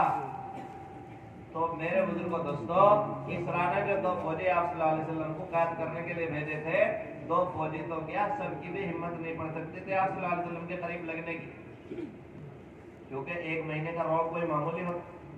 لیکن کون سی چیز آپ صلی اللہ علیہ وسلم کے قریب کرتی تھی لوگوں کو؟ آپ صلی اللہ علیہ وسلم کے اندر جو شفقت تھی، دلی محبت لوگوں سے، اس شفقت کی وجہ سے آدمی آپ صلی اللہ علیہ وسلم کے قریب ہو جاتا تھا، جس کی وجہ سے ہر ایک کی آپ صلی اللہ علیہ وسلم کے قریب ہونے کی ہمت پڑ جاتی۔ آپ صلی اللہ علیہ وسلم کا معمول یہ تھا کہ کوئی آپ صلی اللہ علیہ وسلم کی جان لینے آ جائے یا آپ کے لائے ہوئے دین کے تقاضوں پر جان دینے کے لیے آ جائے، دونوں کا آپ صلی اللہ علیہ وسلم برابر کا اکرام کرتے۔ اور میرے بزرگوں دوستوں جو اصول پہلے تھے قیامت تک وہی رہیں گے نصرت کے۔ اللہ تعالیٰ کا نصرت کے لیے اصول یہ ہے، اللہ دیکھنا یہ چاہتا ہے کہ تم ہماری مخلوق کی ہدایت چاہتے ہو یا ہلاکت چاہتے ہو؟ تم ہمارے بندوں کی ہدایت چاہتے ہو یا ہلاکت چاہتے ہو؟ اگر تم ہمارے بندوں کی ہلاکت چاہتے ہو تو پھر ہماری نصرت تمہارے ساتھ نہیں ہے، اور اگر تم ہماری مخلوق کی ہدایت چاہتے ہو تو پھر ہم تمہیں غلبہ دیں گے، ہماری نصرت تمہارے ساتھ رہے گی۔ لیکن دیکھو تو صحیح، آج مسلمان کی گرتے گرتے حالت کہاں پہنچی؟ 2 گندے جذبے کٹ کٹ کے مسلمان کے دل میں آج بھر گئے ہیں کہ ایک تو غیروں نے جو ستایا ہے ان سے انتقام لے لے، اور دوسرے ان کے پاس میں جو ملک و مال ہے یہ ہمارے پاس میں ہے۔ اتنا یہ 2 گندے جذبے مسلمان کے اندر سے نہیں نکلیں گے، یہ کامیاب ہونے والا نہیں ہے۔ انتظار کرتے کرتے قبر کے منہ میں گھس جائے گا، لیکن یہ تمنا اس کی پوری نہیں۔ نصرت کے تو اللہ کے قیامت تک وہی اصول ہے۔ اللہ یہ دیکھنا چاہتا ہے کہ تم ہماری مخلوق کی ہدایت چاہتے ہو یا ہلاکت چاہتے ہو۔ اگر ہماری مخلوق کی ہلاکت چاہتے ہو تو پھر ہماری نصرت تمہارے ساتھ نہیں ہے، بالکل سیدھی سی۔ اور اگر تم ہمارے مخلوق کی ہدایت چاہتے ہو تو پھر ہم تمہیں غلبہ دیں، ان تنصر اللہ ینصر۔ اور میرے بزرگوں دوستو جتنے رفائی کام ہیں، مسجد کی تعمیر میں خرچ، مدرسوں کی تعمیر میں خرچ، اسپتال بنانے میں خرچ، کنویں کھدوانے میں، غربا پہ، یتیموں پہ، بیواؤں پہ، مسکینوں پہ، یہ مصارف ہیں مال کے، اور ان مصارف سے مال بچا بچا کر کے رکھنا اللہ کے ساتھ میں بد معاملگی ہے۔ لیکن میرے بزرگوں دوستو ان کاموں میں، ان دفاعی کاموں میں مال خرچ کرنے سے آدمی یہ سمجھ بیٹھے کہ یہ دین اسلام کی نصرت ہے تو یہ اسے دھوکہ لگ گیا، یہ دین اسلام کی نصرت نہیں ہوئی، یہ مسلمان کی نصرت۔ آپ کو طے کرنا پڑے گا کہ آپ کسی مسلمان کو ایک وقت کا کھانا کھلا کر کے اس کے پیٹ کی آگ بجھانا چاہتے ہو، یا اسے سمجھا بجھا کر کے اس سے ایک وقت کی نماز پڑھوا کر کے اسے جہنم کی آگ میں جلنے سے بچانا چاہتے ہیں۔ اگر آپ نے اس سے ایک وقت کی نماز پڑھوا کر کے اسے جہنم کی آگ میں جلنے سے بچا لیا تو یہ دین اسلام کی نصرت ہوئی، اور آپ نے اسے ایک وقت کا کھانا کھلایا تو آپ نے اس کے پیٹ کی آگ بجھائی ہے۔ جبکہ اس میں تمہیں اجر اتنا بڑا مل جائے گا کہ جو کسی مسلمان کو بھوک کی حالت میں کھانا کھلاتا ہے، پانی پلاتا ہے، تو آپ صلی اللہ علیہ وسلم نے فرمایا کھانا کھلانے والے، پانی پلانے والے کے بیچ میں اور جہنم کے بیچ میں اللہ اتنی بڑی خندق آڑ لگا دیتا ہے جس کی مسافت 500 سال کے برابر۔ لیکن میرے بزرگوں دوستو یہ مسلمان کی نصرت ہوئی، دین اسلام کی نصرت ہوئی۔ دین اسلام کی نصرت تو صرف اور صرف وَرَأَيْتَ النَّاسَ يَدْخُلُونَ فِي دِينِ اللَّهِ أَفْوَاجًا ہے کہ تم لوگوں کو فوج در فوج دین اسلام میں داخل ہوتا ہوا اپنی آنکھوں سے دیکھو۔ ادھر ادھر ہمارا مال خرچ ہو رہا ہے، لیکن جو تقاضے اللہ کے رسول کے بتلائے ہوئے ان پہ ہمارا کتنا خرچ ہو رہا ہے سوچو تو صحیح۔ میرے بزرگوں غیر مسلم کا مال مسلمان پہ خرچ ہونا یہ ارتداد کا دروازہ کھولتا ہے، اور مسلمان کا مال غیر مسلم پہ خرچ ہونا یہ ہدایت کا دروازہ کھولتا ہے۔ لیکن اگر یہاں خرچ کرنے کی بات آتی ہے تو آدمی سوچتا ہے کہ یہ جائز بھی، کیونکہ اسے اپنی زندگی کا مقصد ہی نہیں بنایا۔ آپ صلی اللہ علیہ وسلم دیکھو نئے نئے مہمانوں پہ، نئے جو اسلام میں بھی داخل نہیں ان پہ کتنا خرچ کرتے تھے اور کتنا ان کا اکرام کرتے تھے۔ مسلمان کا مال غیر مسلم پہ خرچ ہونا یہ ہدایت کا دروازہ کھولتا ہے، اور غیر مسلم کا مال مسلمان پہ خرچ ہونا یہ ارتداد کا دروازہ کھولتا ہے۔ तो मेरे बुजुर्गों दोस्तों, एक तो मदद होगी रौब के जरिए से और दूसरे मदद होगी तस्वीर आलम के जरिए। देखो मेरे बुजुर्गों, दावत भी अपने अंदर इत्माम चाहती है और इबादत भी अपने अंदर इत्माम चाहती है। इबादत का इत्माम क्या है कि जब आदमी इबादत करने के लिए खड़ा हो तो अल्लाह के हर गैर से कटकर एक अल्लाह की तरफ यकसू हो जाए।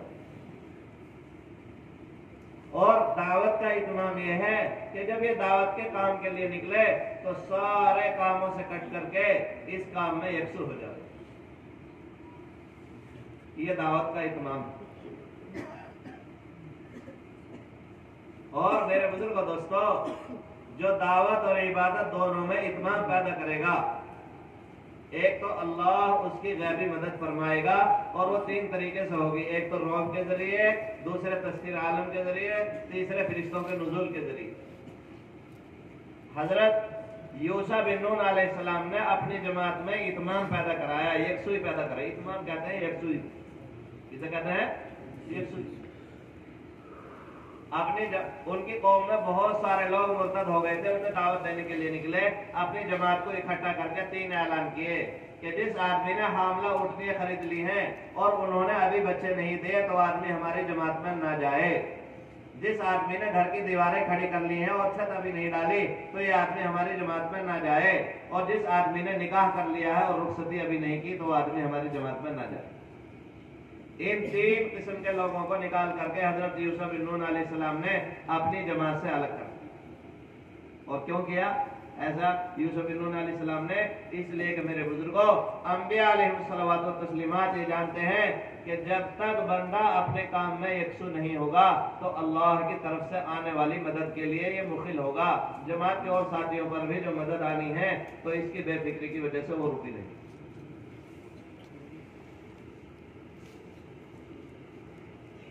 तो दावत भी अपने अंदर इत्माम चाहती है और इबादत भी अपने अंदर इत्माम चाहती है। हजरत मौलाना यूसुफ रहमतुल्लाह अलैह फरमाते थे कि इस रास्ते में जो जिस मकसद से निकलेगा उसका वो मकसद पूरा हो जाएगा, लेकिन हिदायत तो न मिली। बहुत सारे मकसद होते हैं निकलने के। कोई निकल रहा रिश्ते नाते अच्छी जगह हो जाए, कोई निकल रहा तकरीर करनी अच्छी आ जाए, कोई निकल रहा कि सलाम करने वाले ज्यादा हो जाए, कोई निकल रहा कि कारोबार का तारुफ हो। मेरे बुजुर्गों, हजरत ये फरमाते थे कि जिस मकसद से भी आदमी निकलेगा उसका वो मकसद पूरा हो जाएगा, लेकिन हिदायत तो न मिली। और फरमाते थे मौलाना यूसुफ रहमतुल्लाह अलैह कि अगर कोई इस रास्ते में निकल करके जर्रा बराबर भी अपने कारोबार का तारुफ कराएगा तो पहले से ज्यादा दुनिया की मोहब्बत लेके वापस लौटेगा। 4 महीने और 5 महीने लगाने से पहले दुनिया की इतनी मोहब्बत नहीं थी जितनी ये लगा के लेके वापस लौटे। तो इसलिए दावत और इबादत दोनों अपने अंदर इत्माम चाहती हैं। करेंगे इत्माम पैदा इंशाअल्लाह। तो जो दावत और इबादत दोनों में इत्माम पैदा करेगा, मदद होगी उसकी रौब के जरिए, दूसरे मदद होगी तस्खीर आलम के जरिए और तीसरे मदद होगी फरिश्तों के नुज़ूल के जरिए। तो मदद तो इन तीन शक्लों में से कोई सी भी शक्ल पर आनी यकीनी, जिसने अपने दोनों चीजों में इत्माम पैदा कर लिया। दूसरा क्या इनाम देगा मदद के अलावा अल्लाह ताला? दूसरे अल्लाह ताला इसके कदमों को ऐसा जमाएगा कि किसी भी जमाने के जालिम की रुकावटें इसे दीन छोड़ने पर मजबूर नहीं कर सकती। जान चली जाए लेकिन ये दीन नहीं छोड़ेगा। और अगर किसी भी जमाने का जालिम इसके मुकाबले पर आ गया, या तो अल्लाह ताला उसे हिदायत देकर के मुआविन बना देगा या शिकस्त देकर के रास्ते से हटा। 2 कामों में से एक होना यकीनी। तो हजरत यूसुफ बिन नून अलैहिस्सलाम दावत देने में मशगूल हैं। उधर दुश्मन अगर ये नमाज पढ़ने में लगे तो उधर से दुश्मन हमला कर देगा। अल्लाह से कहा कि अल्लाह ये सूरज भी तेरा मामूर है, हम भी तेरे मामूर हैं। सूरज तूने हमारे लिए बनाया है, हम तेरे लिए हैं। इतने हम इस तकाजे से फारिग न हो जाए, इतने सूरज को हमारे लिए रोक दिया जाए। अल्लाह ने सूरज को रोक दिया। जब उधर से फारिग हो गए, आधा वक्त में नमाज पढ़ी, हालांकि सूरज उससे पहले गुरूब होना। सुलेमान अलैहिस्सलाम उन घोड़ों को देखने में लगे जो जीनत के लिए थे। इतनी उम्दा नस्ल के घोड़े समंदर में तैरते थे, जमीन पे दौड़ते थे, आसमान पे उड़ते थे। لیکن میرے بزرگوں دوستوں انہیں دیکھنے میں لگے سورج غروب ہو گیا، عصر کی نماز قضا ہو گئی، تو ان گھوڑوں کی نسل ہی ختم کر دی اور اللہ سے کہا کہ اللہ مجھے آدھا وقت میں نماز، تو اللہ نے سورج واپس لوٹا دیا، آدھا وقت میں نماز پڑھی، پھر دوبارہ سورج غروب ہو گیا۔ تو تسخیر عالم کے ذریعے سے اللہ مدد فرماتا ہے، کے ذریعے سے تسخیر عالم کے ذریعے۔ اور میرے بزرگوں دوستو تسخیر عالم کا نظام جو کام کرنے والوں کے تابع ہوگا اس کے لیے 3 شرطیں ہیں۔ ایک تو آدمی رواج کے خلاف چلے، دوسرے ماحول کے خلاف چلے، تیسرے کام کو اپنا مقتدا اور امام بناوے، کام کرنے والوں کو اپنا مقتدا اور امام نہ بناوے، اس لیے کہ زندہ آدمی کا یہ اعتبار نہیں ہے، یہ کب فتنے میں مبتلا ہو جائے، یہ کب فتنے میں مبتلا ہو جائے۔ مولانا الیاس صاحب رحمۃ اللہ علیہ فرماتے تھے کہ پرانوں کا ادب و احترام نہ کرنا محرومی ہے، لیکن اسی کو اصل کی جگہ قرار دینا کفر و شرک کا راستہ ہے، کہ جو بھی پرانے کہتے ہیں وہی کریں گے، یہ کیا کا راستہ ہے؟ کفر و شرک کا راستہ، کہ پرانوں کا ادب و احترام نہ کرنا محرومی ہے، لیکن اسی کو اصل کی جگہ قرار دینا کفر و شرک کا راستہ ہے، اور صراط مستقیم ان دونوں کے بیچ میں۔ صراط مستقیم کیا ہے؟ اللہ فرما رہا وَأَنِ اعْبُدُونِي هَذَا صِرَاطٌ مُسْتَقِيم، کہ میری ہی عبادت کرو، یہ ہے صراط مستقیم۔ اور اللہ کی عبادت 10 چیزیں ہیں، نماز، روزہ، حج، زکوٰۃ، قرآن کریم کی تلاوت، اللہ کا ذکر، تجارت، پڑوسیوں کے ساتھ حسن سلوک، اچھی باتوں کا حکم کرنا، بری باتوں سے منع کرنا، اور سنتوں کا اہتمام کرنا، یہ 10 چیزیں عبادت ہیں۔ اگر کسی کے اندر ان 10 میں سے ایک بھی نہیں ہے تو اس کا دین ناقص ہے۔ اور میرے بزرگوں دوستو دین ایسا جزء لا تجزا ہے کہ اس کے ٹکڑے نہیں ہوتے، کامل دین پہ چلنے سے کامل نتیجے نکلتے ہیں، ناقص دین پہ چلنے سے ناقص نتیجے نکلتے ہیں۔ جس طریقے سے بے دینی سے حالات بگڑتے ہیں تو ناقص دین سے بھی ایسے ہی حالات بگڑتے ہیں، اس لیے ارادہ کرو کہ انشاءاللہ مکمل دین پہ چلیں گے۔ اور میرے بزرگوں دوستو تو میں کہہ رہا تھا تسخیر عالم کے لیے 3 شرطیں ہیں، رواج کے خلاف چلے، ماحول کے خلاف چلے، تیسرے کام کو اپنا مقتدا اور امام بنائے، کام کرنے والوں کو مقتدا اور امام نہ بنائے، اس لیے کہ زندہ آدمی کا یہ اعتبار نہیں ہے، یہ کب فتنے میں مبتلا ہو۔ اور میرے بزرگوں دوستو جو چھوٹی چھوٹی جماعتوں کے ذمہ دار بنتے ہیں ان کی بھی اطاعت کا وہی حکم ہے جو اللہ کے رسول صلی اللہ علیہ وسلم کی اطاعت کا حکم ہے۔ اور آج صلی اللہ علیہ وسلم نے فرمایا لِكُلِّ غَادِرٍ لِوَاءٌ مِّن دَسْتِهِ يَوْمَ الْقِيَامَةِ يُرْتَفَعُ بِقَدْرِ غَدْرَتِهِ أَلَا لَا غَادِرَ أَعْظَمُ غَدْرًا مِّنْ أَمِيرِ عَامَّةٍ۔ بخاری شریف اور مسلم شریف دونوں کی روایت ہے، آپ صلی اللہ علیہ وسلم نے فرمایا کہ ہر غدار کی سرین پر قیامت میں ایک جھنڈا ہوگا جو اس کی غداری کے بقدر بلند کیا جائے گا، اور سب سے بڑا جھنڈا اس غدار کی سرین پر ہوگا جس نے مجموعے کے امیر کے ساتھ میں غداری کی ہوگی۔ اطاعت سے میرے بزرگوں دوستو اعمال محفوظ ہوتے ہیں اور نافرمانی سے اعمال ضائع ہو جاتے ہیں۔ اور تیسرے میرے بزرگوں مدد ہوتی ہے فرشتوں کے نزول کے ذریعے سے۔ طائف میں آپ صلی اللہ علیہ وسلم دعوت دے کر کے فارغ ہوئے تو میکائیل علیہ السلام مدد لے کر کے اتر آئے، جبکہ وہاں پہاڑوں کا فرشتہ بھی موجود تھا اور سمندر کا فرشتہ بھی موجود تھا، اس کے باوجود میکائیل علیہ السلام مدد کے لیے اتر آئے اور آ کے کہا کہ اگر آپ اجازت دیں تو ان دونوں پہاڑوں کو جبل طبیعت اور جبل احمر دونوں کو ملا دو، درمیان میں سب کو چل جائے۔ تو آپ صلی اللہ علیہ وسلم کی شفقت دیکھے فرمایا کہ نہیں، یہ قبول نہیں کر رہے تو اللہ ان کی نسلوں میں ایسے آدمی پیدا کرے گا جو بات کو قبول کرے۔ تو آپ صلی اللہ علیہ وسلم تکلیف دینے والوں کی اولاد کو بھی، تکلیف دینے والوں کو بھی باقی رکھنا چاہتے تھے تاکہ ان کے اندر ایسی اولاد پیدا ہو جو بات کو قبول کرے۔ اور میرے بزرگوں دوستو اپنے عمل کو متعدی بناؤ، اپنی ذات تک محدود نہ رکھو، اپنی ذات تک عمل کو محدود نہ رکھو۔ آپ تہجد پڑھ رہے ہو، کیا کر رہے ہو؟ तहज्जुद पढ़ रहे हो और तहज्जुद के वक्त में आपके पास आपके घर कोई साथी आया, उसने आके दरवाजा खटखटाया, जवाब कोई मिला नहीं, इसलिए कि आप तहज्जुद में मशगूल थे, आपके बीवी बच्चे सोए पड़े, तो वो बेचारा वापस आ गया। दिन में जब ये मिलता है तो कहता है कि जी मैं आपके घर गया था और अंदर से कोई आवाज नहीं आई। तो ये उसे जवाब में कहता है कि मैं किसी काम में मशगूल। तो मेरे बुजुर्गों दोस्तों, ये अल्फाज इससे शैतान कहलवा रहा है। कौन कहलवा रहा है? शैतान कहलवा रहा है। शैतान ये चाहता है कि अपने अमल की किसी को खबर न करिए ताकि तेरी जात तक महदूद रहे। मेरे बुजुर्गों दोस्तों, उसे बताओ मैं तहज्जुद पढ़ रहा था, तहज्जुद दिखा के पढ़ो।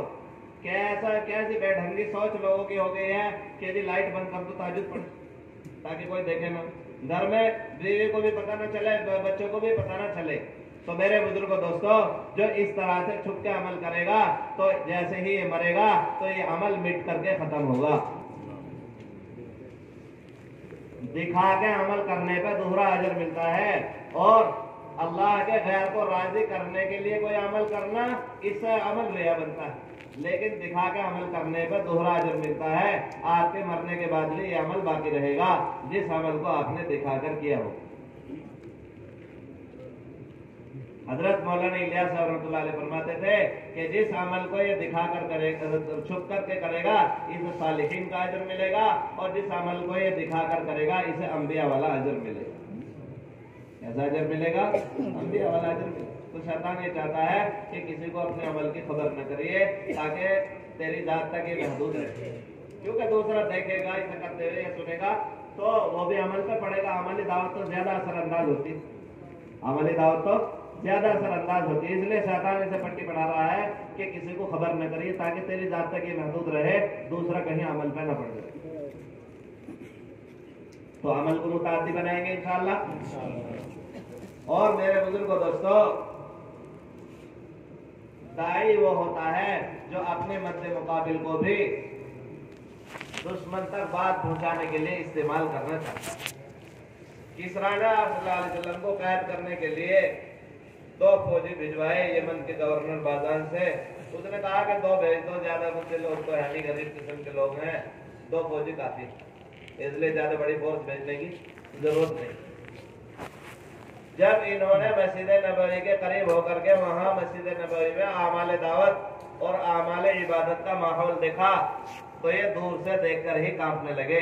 और आप सल्लल्लाहु अलैहि वसल्लम ने किसी एक सहाबी से भी ये नहीं कहा कि देखो ये दोनों मुझे कैद करने आ रहे हैं, इनसे मेरी हिफाजत कर,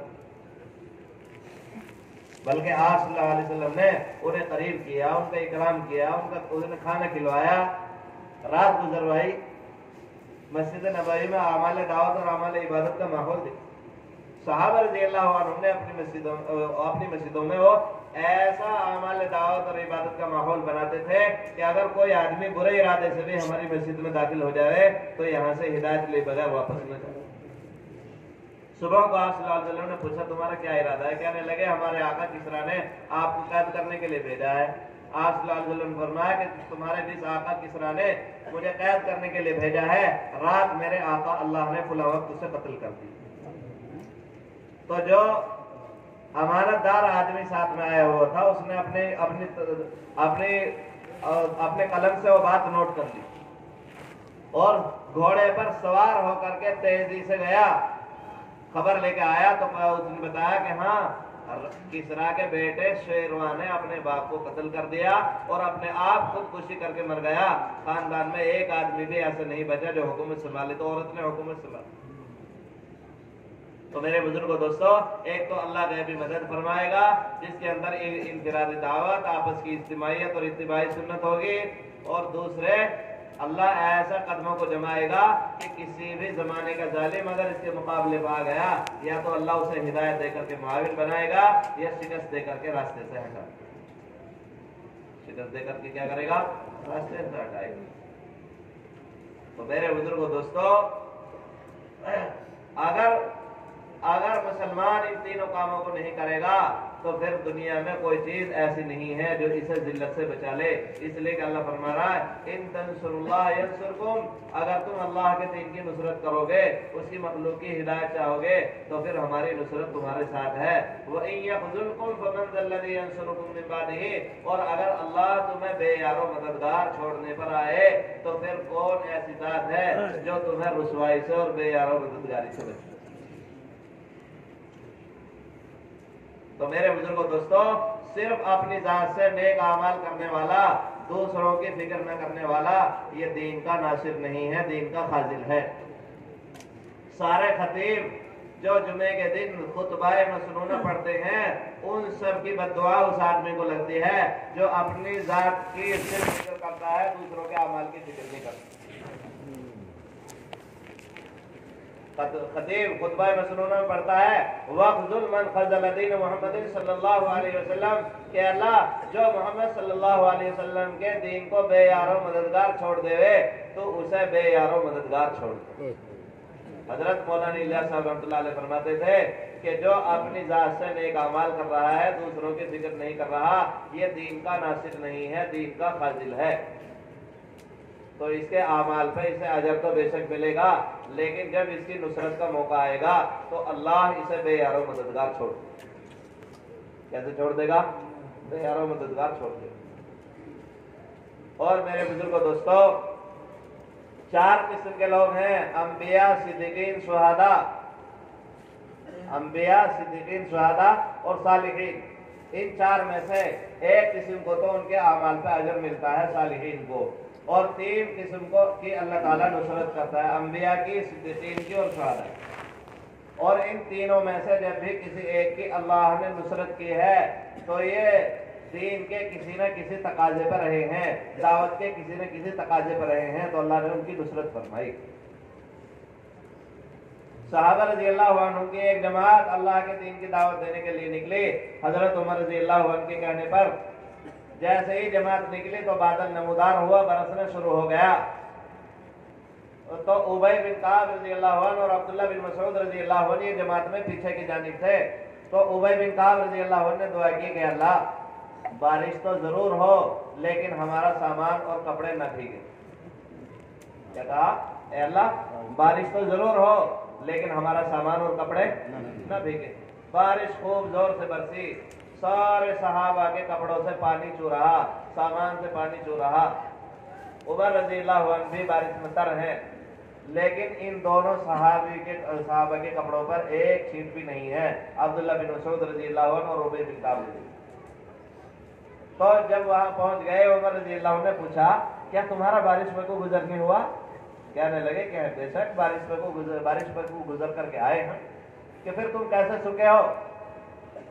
کہنے لگے کہ ابی بن کعب رضی اللہ عنہ نے اللہ سے دعا کی تھی کہ اللہ بارش تو ضرور ہو لیکن ہمارا سامان اور کپڑے نہ بھیگے. تو عمر رضی اللہ عنہ نے فرمایا کیا اچھا ہوتا کہ یہ دعا تم ہم سب کے لیے کرتے. کیا اچھا ہوتا کہ یہ دعا تم ہم سب کے لیے کرتے. اسی طریقے سے میرے بزرگوں دوستو، مشوروں میں اپنے آداب احترام کے ساتھ میں آ کر کے بیٹھو. روزانہ کی ملاقات اہتمام سے، مسجد کو آباد کرو، اعمال دعوت اور اعمال عبادت سے آباد کرو، اور گنہگار کی عظمت دل میں بٹھا کر کے انہیں دعوت دو، بلا کر کے مسجد میں لے آؤ. حضرت عمر رضی اللہ عنہ آپ صلی اللہ علیہ وسلم کے تربیت یافتہ صحابی کہہ رہے ہیں کہ تم خیر امت اس وقت تک نہیں ہو سکتے جب تک کہ لوگوں کو اچھائیوں پر آمادہ نہ کرو اور برائیوں سے منع نہ کرو. بلا کر کے لاتے کہ اجلس بنا نؤمن ساعتن، قم بنا نؤمن ساعتن، آؤ بیٹھو ہمارے ساتھ، اٹھو ہمارے ساتھ، اپنے رب پہ ایمان لائے. ایمان کے حلقوں میں لا کر کے ایمان بناتے، تشکیل کرتے. اسی طریقے سے میرے بزرگوں دوستو، ہمیں ہر ایک کو اٹھا کر مسجد لے آنا، لائیں گے نا انشاءاللہ. اور میرے بزرگوں دوستو، مسجد آباد ہوتی ہے اعمال دعوت اور اعمال عبادت سے. اور اسی طریقے سے میرے بزرگوں دوستو، اپنے مشوروں کو، مشورہ چاہے گھر کا ہو، مشورہ حلقے کا ہو، مشورہ مسجد کا ہو، مشورے کے ادب اور احترام کے ساتھ میں مشورے میں بیٹھے. اگر مشورے کے ادب اور احترام کے ساتھ میں نہ بیٹھے اور نماز کی طرح سے مشورے کا ادب نہ کیا تو میرے بزرگوں دوستوں آپ کے مشورہ کرنے سے دین ایسی تیزی سے مٹے گا جیسے نماز کے بگڑنے سے دین مٹتا ہے، ایسے ہی تمہارے مشورہ کرنے سے دین تیزی سے مٹے گا۔ جس طریقے سے امام کو آدمی سوچ سمجھ کر کے لقمہ دیتا ہے، ایسے ہی مشورے میں اپنی رائے کو سوچ سمجھ کر کے دے۔ پہلے لقمہ دینے سے پہلے بھلے سے اسے قرآن کریم پکا یاد ہے اور اس نے دیکھ بھی لیا کہ امام کی غلطی آ گئی ہے، لیکن یہ لقمہ دینے سے پہلے سوچتا ہے کہ کہیں شاید میں ہی غلطی پہ نہ ہوں۔ جب یقین کر لیتا ہے کہ ہاں امام سے غلطی ہوئی ہے، اس کے بعد میں لقمہ دے دوں۔ تو اس طریقے سے سوچ سمجھ کے اپنی رائے مشورے میں رکھیں۔ جس طریقے سے ایک مسجد میں 2 جماعت کی نماز جائز نہیں ہے، اسی طریقے سے ایک مسجد میں 2 مشورے جائز نہیں ہے، ایک امیر ایک امام، ایک جماعت کی نماز ایک مشورہ۔ اور میرے بزرگوں اپنے رائے پر اصرار نہ کرو۔ اگر رائے پہ اصرار کرو گے تو یہ ایسا ہے جس طریقے سے آدمی اپنے لقمہ دینے میں اصرار کر رہا ہے، امام نے لقمہ پکڑا نہیں، رکوع کر دیا امام نے، یہ کھڑا کھڑا اپنے لقمے پہ اصرار کر رہا کہ سیدھا حبل من مسد، بار بار بتلا رہا، اصرار کر رہا۔ اگر اس نے اپنے لقمہ دینے پہ اصرار کیا جبکہ امام کی واقعی غلطی آ گئی تھی لیکن رکوع کر دیا امام نے، لیا نہیں لقمہ، تو یہ اب اپنی نماز کی بھی خیر مناوے۔ تو اگر مشورے میں یہ اپنی رائے پہ اصرار کر رہا ہے تو پھر یہ اپنے کام کی بھی خیر مناوے۔ اور اگر امیر سے فیصلہ جو میں چوک ہو گئی ہے تو ایک اجر تو اسے پھر بھی ملنا ہی ہے، اور اگر صحیح کیا ہے تو دوہرا اجر ہو جائے گا۔ اور میرے بزرگوں دوستوں مشوروں میں کسی کو ذاتی تعلقات کی بنیاد پر آگے مت بڑھاؤ۔ حضرت ابوبکر صدیق رضی اللہ عنہ جماعت کو روانہ کر رہے تھے تو چلتے چلتے بھی خلفائے راشدین جماعت کے ذمہ داروں کو نصیحت کرتے تھے، تو ابوبکر صدیق رضی اللہ عنہ نے جماعت کے ذمہ دار سے فرمایا کہ دیکھو کسی کو ذاتی تعلقات کی بنیاد پر آگے مت بڑھا دینا، اس لیے کہ میں نے حضور اکرم صلی اللہ علیہ وسلم کو یہ فرماتے ہوئے سنا ہے جو ذمہ دار کسی کو ذاتی تعلقات کی بنیاد پر آگے بڑھائے گا اللہ تعالیٰ ایسے ذمہ دار کی کوئی عبادت قبول نہیں کرے گا، نہ فرض نہ نفل، اور ایسے ذمہ دار کو اللہ تعالیٰ اوندھے منہ جہنم میں گھسیٹ کر پھینک دے۔ تو ادب احترام کے ساتھ میں مشورے کرنے اور ان سارے اعمال کو کرنا ہے، کریں گے انشاءاللہ۔ 1 اگست 2 اگست اور اہتمام سے کرنے ہیں انشاءاللہ۔ کون کون کرے گا بتاؤ؟ اور کل تک جتنی باتیں بتلائی جائیں گی انشاءاللہ محفوظ کریں گے اپنے پاس میں اور اطاعت کے ساتھ میں کام کریں گے، ٹھیک ہے انشاءاللہ۔ اور جو انفرادی وقت ہمیں مل رہا ہے تو اس میں بیٹھ کر کے آپس میں مذاکرے کریں۔ اب جتنا مجمع یہاں بیٹھا ہے سارا تو ایسا نہیں ہے لیکن جنہیں وضو کی ضرورت ہے، جو پہلے سے باوضو بیٹھے ہیں تو بیٹھ کے مذاکرہ کریں، اور جنہیں کوئی ضرورت ہے تو اسے پورا کر لیں، لیکن اب جو بھی وقت مل رہا ہے ان باتوں کو اپنے مذاکرے میں لاویں۔ مذاکرہ کرنے سے بات دل میں محفوظ ہو جاتی ہے۔ عبداللہ بن مسعود رضی اللہ عنہ فرماتے تھے ابن عباس رضی اللہ عنہ کہ ہم اتنا مذاکرہ کرتے تھے آپ صلی اللہ علیہ وسلم کی بتلائی ہوئی باتوں کا کہ مذاکرہ کرنے کے بعد میں اس حال میں اٹھتے گویا کہ وہ حدیث ہمارے دلوں میں بو دی گئی۔ تو کریں گے مذاکرہ بھی انشاءاللہ، اللہ عمل کی توفیق عطا فرمائے۔